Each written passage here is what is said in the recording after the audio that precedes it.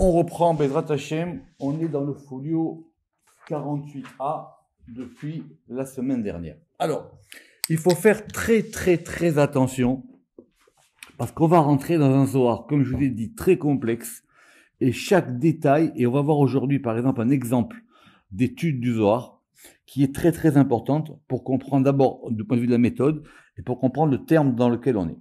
Alors, je résume où est-ce qu'on est arrivé. On est arrivé maintenant à cette fameuse distinction qu'on avait dit la dernière fois, qu'il y a 4 degrés, d'accord? Donc c'est page 4, il y a 4 degrés, on a dit qu'il y avait Adam, Gever, Enosh, Veish.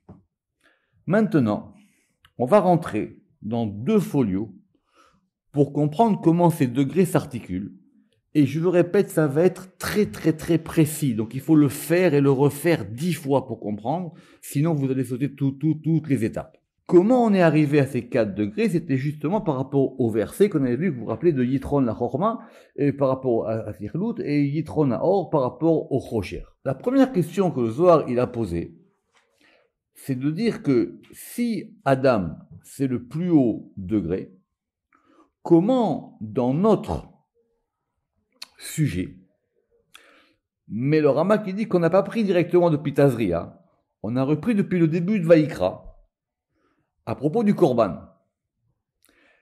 Et on avait dit là-bas, je répète, Adam qui a écrit Mikem Korban l'Hachem, Adam qui approchera parmi vous un Korban pour Hachem. Tout de suite, le Zohar, il a dit, mais comment tu peux dire que Adam c'est le plus haut des degrés, alors que celui qui apporte un Korban, normalement, c'est qu'il a fait quelque chose. D'accord?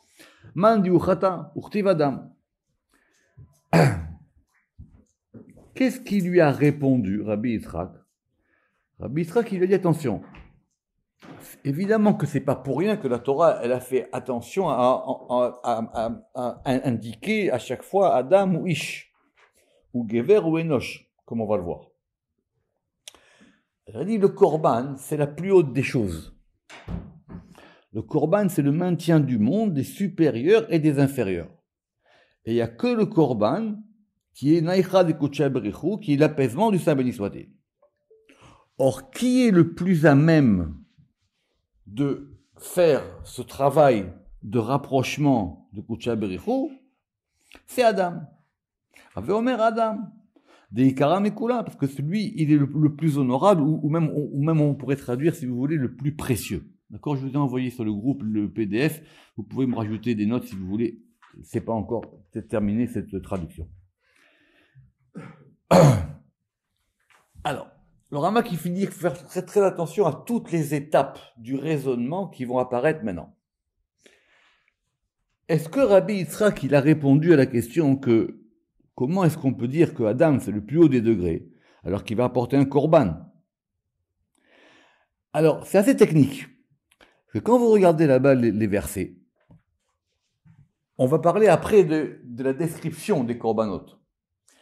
Le Rama qui dit l'une des interprétations, si j'ai bien compris, c'est que le principe même du korban, dans ce verset-là, il est lié à Adam. Quelle est la personne la plus à même de pouvoir se rapprocher d'Hachem? C'est Adam. C'est pour ça que finalement, la réponse, elle a été acceptée. Après, effectivement, il peut y avoir des gens qui fautent. Et là, on ira après dans des degrés plus bas. Mais sur le principe général, le principe du Korban, il est lié à Adam. Ok. On reprend. On révise. Tout ça, on l'a vu la dernière fois. Alors, il dit, mais si c'est comme ça, Amarle Yachi, j'ai un cas où Adam, vraiment, il faute. La preuve, c'est le Adam qui a sur lui un Negat Sarat. Alors, est-ce qu'il a fauté ou il n'a pas fauté pour Negat Sarat? Mais en tout cas, la preuve, elle est que si on a amené Adam sur Negat Sarat comme étant une objection, ça veut dire qu'il y a quelque chose qui s'est passé. Qu'est-ce qu'il a répondu? Il lui a dit, oui, comme lui, il est dans le degré de Adam, alors lui, on doit préserver son degré. Donc, lui, il faut accorder à ce degré une attention particulière, tellement particulière que lui, on doit, où va la Cohen? C'est la suite, on doit l'apporter vers le Cohen. Autrement dit, il n'y a pas que Adam qui peut avoir tsarat, il peut avoir aussi Ish. Mais si la Torah elle a dit Adam, c'est pour dire attention, cette personne-là, même s'il lui arrive cette chose-là, il faut faire très attention. Et si c'était Ish, est-ce que pour Ish c'est marqué Uva el Cohen? Non. L'histoire de Uva el Cohen, si vous vous rappelez bien, il faut réviser. Si vous ne révisez pas, c'est pas la peine de suivre ce cours. Donc il a dit si Adam Uva el Cohen, Uva el Cohen, ça veut dire qu'il y a quelqu'un d'autre qui va l'apporter vers le Cohen, qui va l'approcher du Cohen.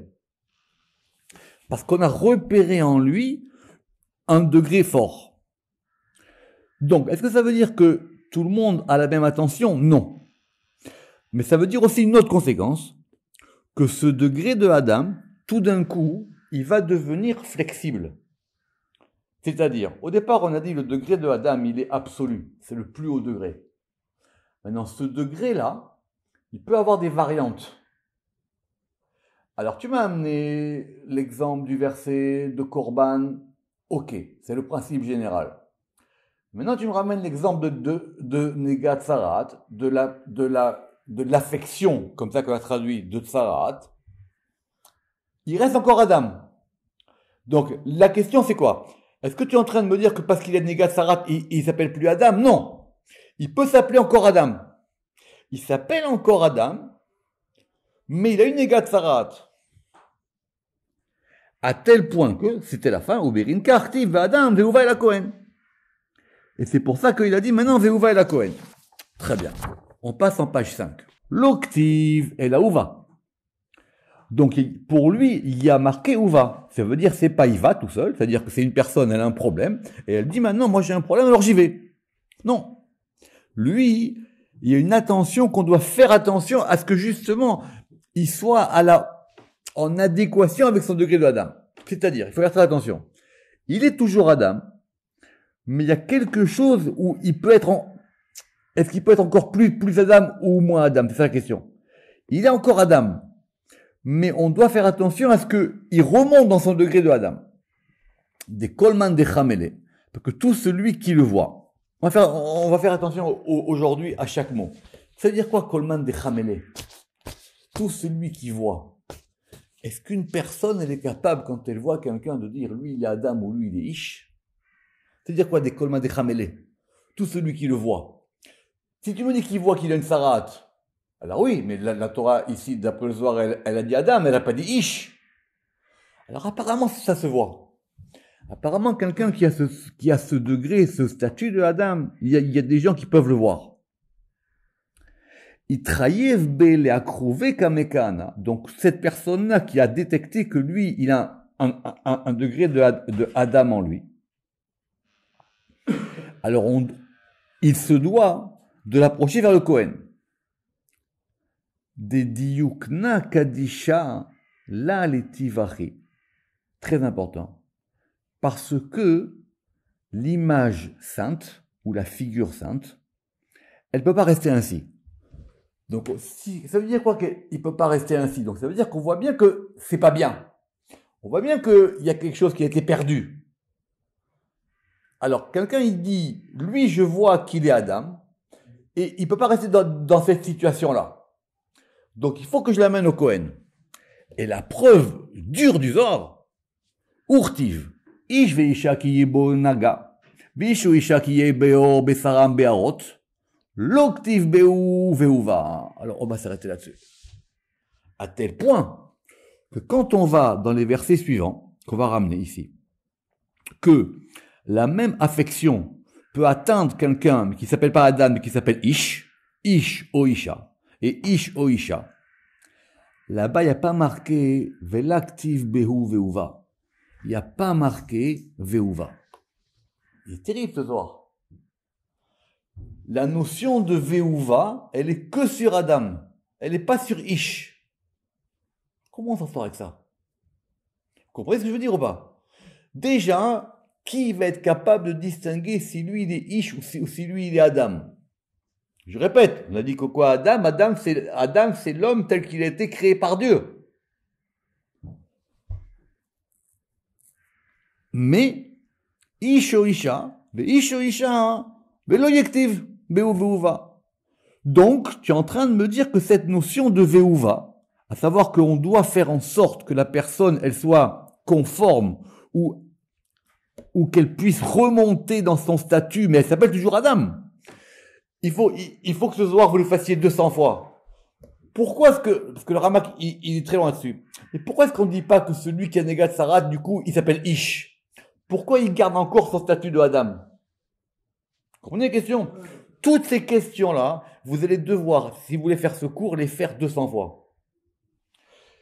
Pourquoi est-ce que, vu que le verset d'après, il me dit, oui, Ish ou Isha, et là on me dit Adam, et le soir il dit, je relis, Veloktiv Veu Veuva, il n'y a pas marqué Veuva. Donc, je suis d'accord avec toi que Adam il est supérieur à Ish, ça c'est marqué depuis le début. Je suis d'accord avec toi que Adam c'est le plus haut des degrés. Mais maintenant, tu es en train de m'expliquer que Adam, il peut perdre quelque chose tout en restant Adam. Maintenant, par rapport à cette phrase-là, des diyukna kadisha, la letivachi, parce que la figure sainte, elle peut pas rester ainsi. Le Ramak, c'est très très bizarre. Il dit qu'il y a une autre version qui dit des dikna kadisha.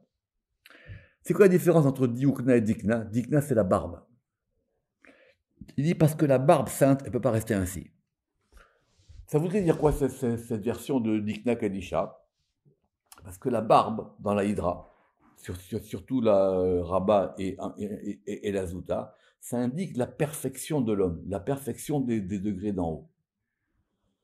Donc on ne peut pas laisser, parce que cette barbe, c'est elle qui fait descendre l'influx. C'est vrai que par exemple là, dans les fêtes, on va faire des dizaines de fois le Vayavor, etc., Hashem Erachum Echanoun, et le Miel Kamocha, quand on fait Tachlir, ça correspond aux 13 points de la barbe.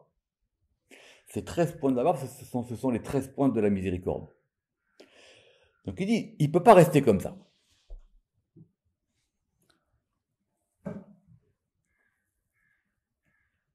Donc, si on a bien suivi, ça c'est l'objection. Donc, il y a quelque chose de Adam, on l'a établi, mais il reste toujours Adam. À Marley.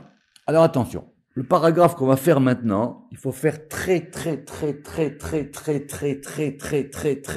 attention, je répète 1000 fois, parce que ça va être très compliqué. À Marley, il lui a répondu, Ve'aktiv, ve'aish Moshe anav me'od mikol ha'adam asher al pene adama. D'abord, premier principe méthodologique.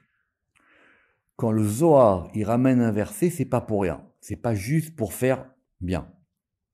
Deuxièmement, quand il ramène un verset, il faut toujours, nous, aller regarder le verset dans son intégralité. Et troisièmement, quand on va ramener plusieurs versets à la suite, il faut toujours se poser la question du Ramak, pourquoi est-ce qu'un verset ne suffisait pas? Si tu m'amènes une preuve, amène-moi une. Pourquoi tu m'amènes 3 preuves?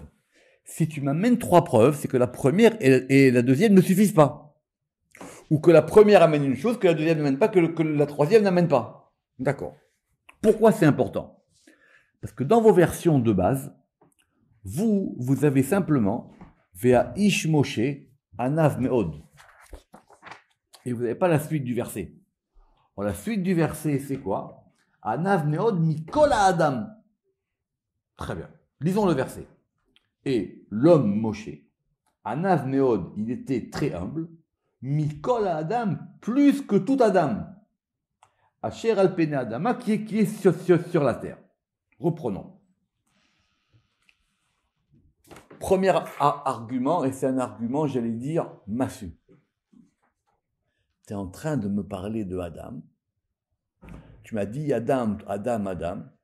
Le plus grand des hommes, le plus grand de tous les prophètes, il s'appelle Ish.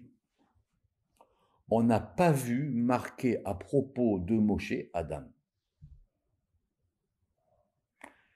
Et encore plus, si vous faites attention et que vous avez bien la fin du verset, Anav me'od mikol Adam.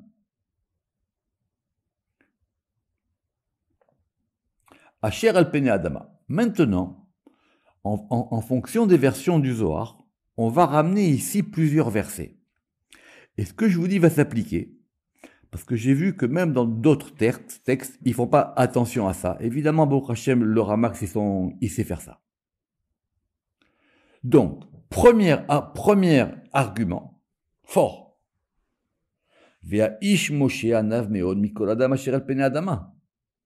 Donc, tu vois bien que Moshe, on est en train de nous dire ici qu'il était d'une modestie plus grande que tout Adam. Asher al pene Adama. Deuxième verset. Ki ze Moshe Aish. On a dit parce que c'est Moïse Aish avec l'article défini. C'est lui le Ish.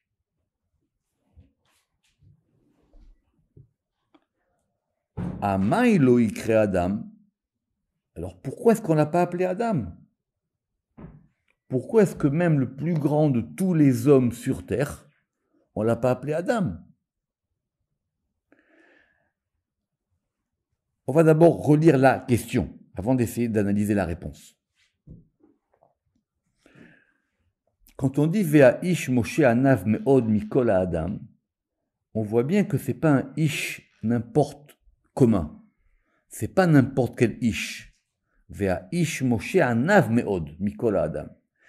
Il est ish, mais il a quelque chose en lui que les autres ish n'ont pas. Premièrement. À tel point même, c'est comme ça à mon avis que je comprends le deuxième verset, qu'on peut même le désigner qui est Moshe Aish, parce que c'est lui, Moshe Aish. Il s'appelle Ish. Amaïlo ikre Adam. Alors pourquoi est-ce qu'on ne l'appelle pas Adam? Tu es en train de me dire c'est un Ish particulier, mais il n'a pas le degré de Adam. Amarle, réponse, Mishum de ikre et ved les malka. Parce que Moïse, il est serviteur du roi. Il est au service du roi. Qu'est-ce que ça veut dire en termes séphirotiques qu'il est à Eved les malka? On va voir ça doucement avec le Zohar. Mais apparemment, c'est une réponse. Parce que lui, il est tellement dans un rapport de proximité avec le roi que Ish, pour lui, ça convient. Ce qui revient à notre question des degrés relatifs. Il est Ish par rapport au roi. C'est le Ish du roi. Dirtiv, et on va ramener des versets. C'est très intéressant parce qu'il y a plusieurs versions sur les versets qu'on ramène. Alors je vais juste vous donner un exemple. Le premier est marqué Lochen Avdi Moshe. C'est que Dieu il a dit, c'est quoi dans Bamidbar, quand on va parler là-bas de la prophétie. Dieu il dit les prophètes, ils vont avoir des visions nocturnes ou des visions particulières. Mais il dit ce n'est pas le cas de Moïse, parce que Moïse, moi je lui parle face à face. Lochen Avdi Moshe, il faut voir la suite du verset. Et ce qui est intéressant, c'est le verset d'après. Parce que le verset d'après, dans les autres versions, c'est pas le même. Le Ramak, il dit c'est celui-là le bon. Moshe Avdi Met, et on parle de quoi? On parle de la mort de Moïse. Et lorsque Moïse meurt, Dieu l'appelle Moïse, mon serviteur. Moshe Avdi Met. Donc lui, il a un degré qui s'appelle Ish par rapport au roi. Qu'est-ce qu'on apprend d'ici? Ça ne change pas grand-chose à la classification de Adam par rapport à Ish. Simplement, cette classification de Adam par rapport à Ish, on va maintenant la mettre en dynamique, on va la relativiser. Il n'y a pas un Adam absolu, il n'y a pas un Ish absolu. Lui, il est Ish par rapport à notre degré. C'est ce que va dire le Zohar. Ve'ufachi, il crée Ish les gabé Adam de Léla. Et lui, donc, il s'appelle Ish par rapport à un Adam d'en haut. Donc, on peut être Adam par rapport à un degré d'en bas, mais on peut être Ish par rapport à un degré plus haut. Très important. D'où on a appris tout ça depuis le début de Shlomo. D'où on a appris tout ça? On a appris tout ça depuis l'histoire de Yitron, la Chorma, de la Sichlut et le Yitron du Ors le Chocher. Je vous répète, c'est très très compliqué. Relisons. Ve'ufachi, il crée Ish le Gabé Adam de Lela. Mistama que quoi? Mistama qu'il y a un degré plus haut que Moshe, qui s'appelle Adam. Il s'appelle Adam d'en haut. Par rapport au degré de Adam d'en haut, Moïse il s'appelle Ish. Autrement dit, par rapport au degré de ce qui est par rapport en bas, c'est sûr que Moïse il est Adam. Mais la Torah l'a nommé Ish par rapport à son rapport avec Dieu. Qu'est-ce que vous en concluez? Si c'est comme ça, c'est qui Adam maintenant ici par rapport à Adam d'Elela? Si c'est comme ça, Adam d'Elela, c'est Dieu. Adam d'Elela. Et la vérité, c'est pas choquant. Parce que Adam, ça vaut 45, et 45, c'est le Shema. Et il y a bien un nom divin qui correspond au Shema. Elle s'appelle Adam d'en haut. Amar le Yachi, il dit très bien. Je veux bien ton argument. Ici, maintenant, vous voyez bien qu'il va y avoir un long dialogue, d'accord? Ils vont se renvoyer les questions-réponses l'un à l'autre. Il a dit, si c'est comme ça, je veux bien. Mais il aurait fallu que dans la Torah, on appelle Yudke Vavke Adam. Or, comment est-ce que Dieu est marqué dans la Torah? Ve'aktiv Hashem Ish Milchama Hashem Shemo. La seule fois où on a personnifié dans la Torah Dieu par rapport à un de ces 4 degrés, c'est pas Adam, c'est Ish. J'espère que tout le monde connaît ce verset. C'est où? C'est dans la Shira. D'accord? C'est dans la traversée de la mer Rouge. Prenons notre temps. Parce que là, vous comprenez que ça va très très vite. Prenons notre temps. On relit. Il lui a dit, si toi tu me dis que Adam, c'est lui qu'on amène Zéhouva vers la Cohen, et que Ish, c'est pas le cas, elle a dit très bien, mais il y a bien Moshe qui s'appelle Ish. Et on va ramener 1, 2, 3, 4 versets. Parce que chaque verset, il va amener quelque chose de particulier. Je reprends. Le premier verset, c'est que c'est un Ish, mais c'est un Ish particulier. Il est Anav Meod. C'est lui le plus humble de tous les gens qu'on connaît. Et sur la notion de Anava, je vous renvoie à ce qu'on a vu dans le Pardes, c'est pas qu'il est modeste, qu'il parle pas, d'accord? On a vu que Moshe, il savait parler quand il fallait. Kizé Moshe Ish, il est même désigné par l'article V. Celui-ci. Alors il lui dit pourquoi est-ce qu'on l'a pas appelé Adam? On l'a pas appelé Adam parce que lui il est Eved le Malka. Alors Ramak il dit mais pourquoi est-ce qu'on l'a pas appelé Ben le Malka? Vous avez vu dans les Tikkun Hazor qu'il y a une différence entre le degré de Avadim et le degré de Banim. C'est mieux quand même qu'il soit le fils du roi plutôt que le serviteur du roi. Alors apparemment cette notion de Eved ici elle va indiquer la relation qui est entre Ish et Adam. C'est comme ça que je comprends. À tel point que même au moment de sa mort, c'est pour ça que le Ramak il dit que c'est ce verset-là qu'il faut amener et pas un autre, même au moment de sa mort, il y a marqué « Moshe Avdi Met ». Oui, lui mon serviteur. Jusqu'à son dernier moment, il est appelé le serviteur d'Hachem. Donc par rapport à ça, c'est ce que dit Yozoar, Veofachi, il crée Ish le Gabé Adam de Lela. Il s'appelle Ish par rapport à un Adam qui lui est supérieur. Amarli Yachi. Si c'est comme ça, ça veut dire quoi si c'est comme ça? Si tu me dis que Moshe il est Ish par rapport à Adam d'en haut, j'aurais dû trouver dans la Torah un verset qui me ramène que Yud Kevavke, il est par rapport à Adam. Or, qu'est-ce qu'on trouve? Hashem Ish Milchama. Hashem Shemo. Alors, petite parenthèse, pour ceux qui connaissent bien la Shira dans le Zohar de Béchalach là-bas, il y a marqué là-bas Hachem Ish Milchama Hachem Shemo. Donc, pourquoi il y a marqué 2 fois Hachem? Yud Ke Vav Ke est un homme de guerre. Yud Ke Vav Ke est son nom. D'accord?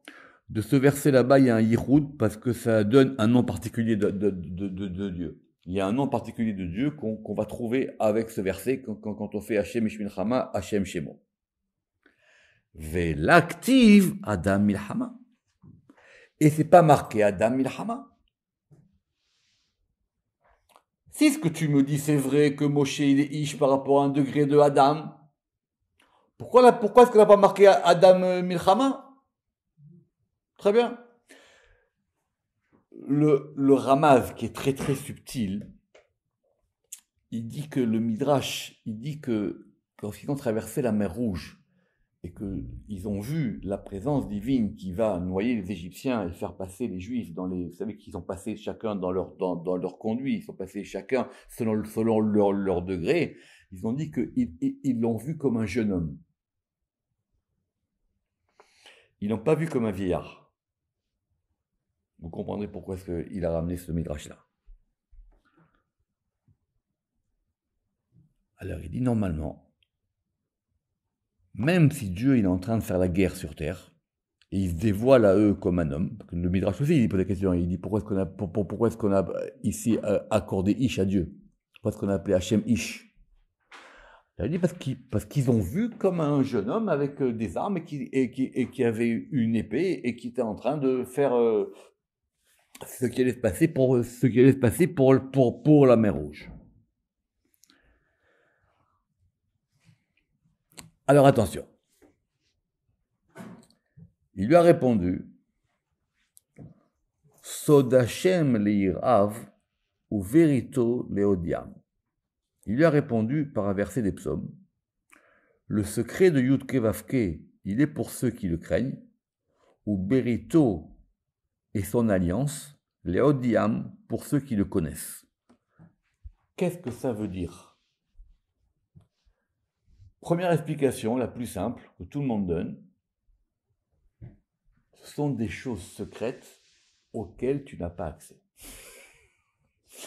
Tu m'as posé une question, j'entends ta question, mais c'est pas pour toi. Cette question de savoir, et ça veut dire que c'est pas une excellente question, c'est-à-dire que c'est une question mystérieuse. Pourquoi est-ce qu'on a dit Hachem Ish Milchama et on n'a pas dit Hachem Adam Milchama?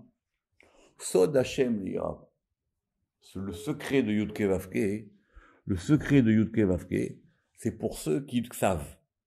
Ou Berito et son alliance pour ceux qui le connaissent. Très bien. Autre explication que j'ai vue chez d'autres Mefarshei HaZohar, il veut lui dire que ce degré de Adam et Ish, il dépend d'un quelque chose qui est lié par rapport à la Yira, de la manière dont nous, on voit les choses. Mais la réponse qu'il va faire au verset penche plutôt selon la première explication. Qu'est-ce qu'il lui répond? À Marley, il lui a dit, mais si ce que tu me dis, que Dieu ne dévoile ses secrets qu'à ceux qui le craignent, Ana Benayhu, moi, je suis quelqu'un qui craint Dieu. Il n'y a pas de problème. Iachi Ana Benayhu, Ativu Bechula, et donc, je suis moi quelqu'un qui craint Dieu. Et alors il y a deux versions, soit Yativ, soit Ativu Bechula, et donc je suis assis où j'ai répondu à tout, où on m'a tout répondu. Veda la Zachina. Mais ça, j'ai pas mérité. Autrement dit, effectivement que ce genre de texte et ce genre de secret, ça ne se dévoile pas comme ça. Parce qu'on pose des grandes questions maintenant. D'accord ? On pose des très très grandes questions métaphysiques. Donc il lui dit, je veux bien, tout ce que tu m'as dit, je comprends tout ça, mais ce point-là particulier que je viens de poser et auquel tu n'as pas voulu me répondre, à savoir pourquoi il y a marqué Hachem Ish Milchama et il n'y a pas marqué Hachem Adam Milchama, il dit, moi j'ai pas mérité. C'est-à-dire que j'ai pas mérité. on peut toujours trouver 10 000 réponses. C'est facile de faire de la rhétorique et de faire des machins et tout ça. Il dit non, il y a quelque chose qui se cache derrière que j'arrive pas à comprendre. Amarle, zil le Rabbi Abba. Qu'est-ce qu'il lui a dit? Il lui a dit, va chez Rabbi Abba. Pourquoi? De'ana ulfinamine, al menat de la legala. Pourquoi? Parce que Rabbi Abba, il m'a appris, donc j'ai la réponse, mais il m'a appris à condition que je ne le dévoile à personne d'autre. Très grande leçon. Il y a des choses qu'on vous apprend à condition de. Autrement dit, il lui a dit, Rabbi Abba, il m'a donné la réponse. J'ai la réponse. Mais je ne peux pas te la donner parce que moi, il me l'a appris qu'à la condition que je ne la dévoile pas. C'est extraordinaire quand tu réfléchis à ça. D'accord?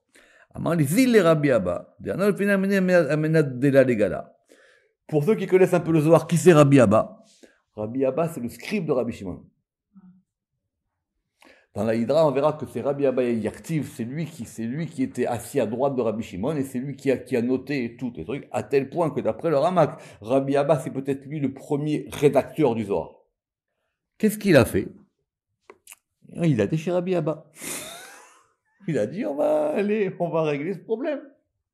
J'ai une question. C'est une question qui me tourmente.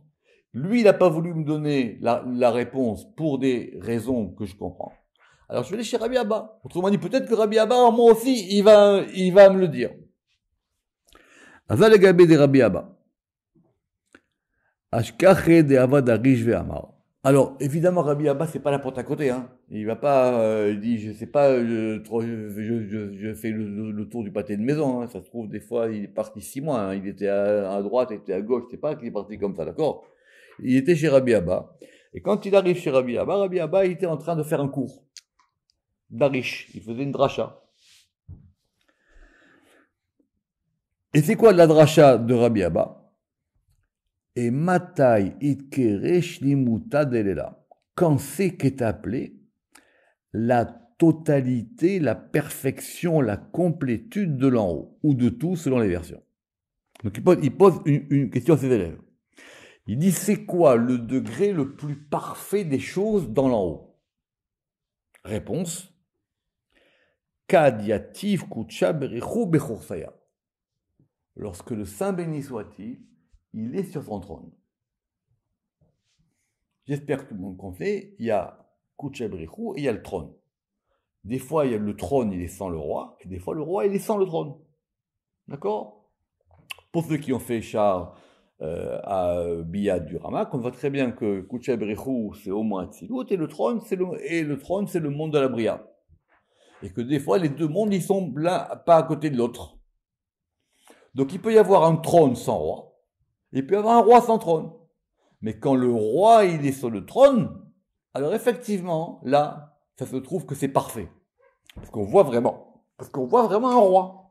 C'est un roi qui est sur son trône. Il n'est pas en train de chercher son trône. D'accord? Certains ont voulu dire que le trône ici était féminin par rapport au masculin, que c'était donc les deux ensemble, le masculin et le féminin. Ve'ad de layativ bechursaya. Parce que lorsqu'il n'est pas encore assis sur le trône, loishtekar shlemuta. On ne peut pas dire que c'est parfait. Ce que je viens de vous expliquer. D'où la preuve de Maaseh Merkava. Maaseh Merkava, j'espère que tout le monde le connaît maintenant. On l'a vu, vous vous rappelez, sur le cours sur l'arc-en-ciel qu'il faut refaire. À la fin de Maaseh Merkava, au premier chapitre, qu'est-ce qu'il va voir? Il va voir maintenant le degré qui est au-dessus du Rakia, vous vous rappelez? Ve'admut akise, et au-dessus du kissé, Dmut kemare Adam, il y a comme l'image, vous vous rappelez le Dmut et maré, hein, je ne vais pas revenir là-dessus, d'accord? Il y a un Dmut comme le maré de Adam, alav minemala.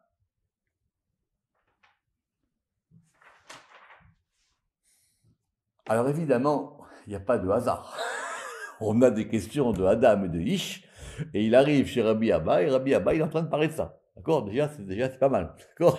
Effectivement, il arrive au moment, il aurait peut-être dû être en train de donner un cours, je sais pas moi, sur un autre sujet. Mais, reprenons, vous arrivez chez Rabbi Abba. Vous avez une question sur Adam et Ish Milchama. Et lui, il donne un cours sur Adam. Évidemment, c'est Rabbi Abba. Il leur dit, c'est quoi? La complétude de tout, c'est quand le roi, il est sur le trône. Ok. D'où je le tire? Du verset de Ézéchiel. Parce que dans Ézéchiel, là-bas, à la fin de la vision, puis qu'après, c'est quoi après? Vous vous rappelez qu'est-ce qui va se passer après? Après, ça va être la vision de l'arc-en-ciel, au verset 27 et 28.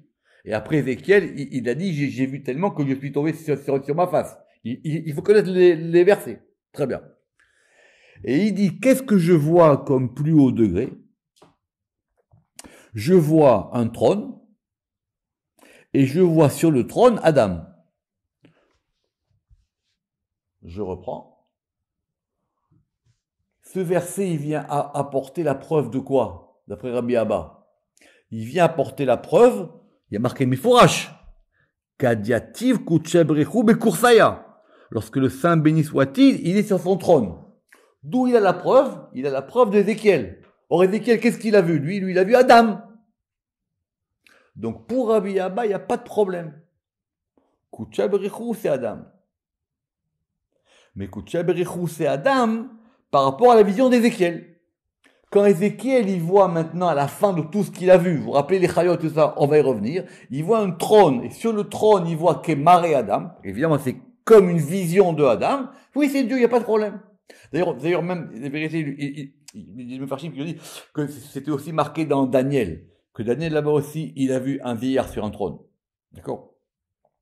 Donc, c'est pas un problème pour lui. Mashma dirtiv Adam. Et de ce verset là-bas, la preuve qu'il soit marqué Adam, des uklala, que ce problème que cette notion de Adam, des uklala ou shlimuta des chula, c'est donc la totalité et la complétude de tout. Donc c'est clair.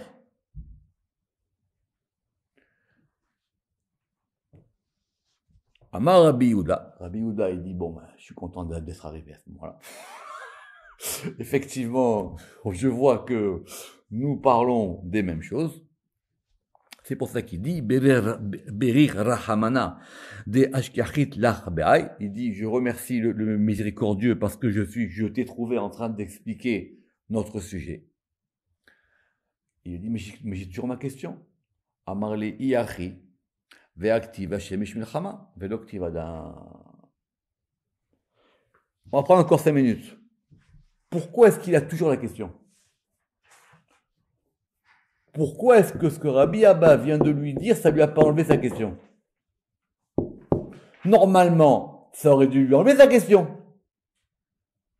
Lui, il avait une question que t'as dit, toi, que Moshe, il est Ish par rapport à un degré de Adam. Il dit, oui, mais la base de la Torah, c'est marqué Hashem Ish Milchama. Il dit, bon, écoute, tu sais quoi, que normalement, on aurait dû marquer Adam. Tu sais quoi, je peux pas te répondre, moi, va voir Rabbi Abba. Il va chez Rabbi Abba, et Rabbi Abba, il est en train de lui dire quoi? Rabbi Abba, il dit, oui, le plus haut degré divin, c'est lorsqu'il y a une union de Kutcha Berechu et du trône, et lorsque cette union, et là, il s'appelle Adam. Autrement dit quoi? S'il n'y a pas l'union, ça s'appelle pas Adam. Klala dekula, shlimetu dechula. Le Ramak, il fait évidemment attention à ça. Ça veut dire qu'il y a une totalité. Quand Kutcha Berechu, il est avec le trône, ça s'appelle vraiment Adam. Parce qu'il a en lui tout. Le roi et le trône. Pourquoi ça lui enlève pas sa question? Pourquoi il la repose?